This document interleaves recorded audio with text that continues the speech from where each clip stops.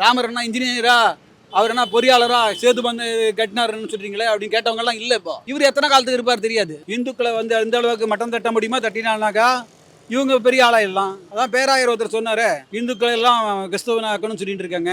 அந்த மாதிரி இருக்கலாம். அவர் பேர் தான் வச்சிருக்காங்களே, ஒரு தெருக்கு பேரை வச்சிருக்காங்க, பேராயர் சர்க்குணமா, அவர் அது மாதிரி சொல்லியிருக்காரு. அதை வச்சுட்டு இவங்க எல்லாம் சேர்த்துட்டு இருக்காங்களே வழிய, நல்ல மக்கள் எப்போதுமே நல்ல மக்களாக தான் இருக்காங்க. இவரு என்ன வேணா பேசலாங்க. அதாவது மலையை பத்தி 4 கால் ஜென்மம் சொல்லிட்டு கத்திச்சுன்னு முன்ன மலைக்கு ஒன்றும் ஆக போகுது இல்லை. அதனால மக்கள் வந்து சரி நம்ம பத்தி சொல்லலான்றது. இன்னொன்று வந்து அவங்களுக்கு பழைப்பை பார்க்கறதுக்கு நேரம் இல்லை. இவங்களுக்கு வந்து இதுதான் பழைப்பு. நம்ம மக்களுக்கு வந்து அடுத்த வேலைக்கு சாப்பாட்டுக்கு என்ன பண்றதுன்னு ஓடிட்டு இருக்கோம்.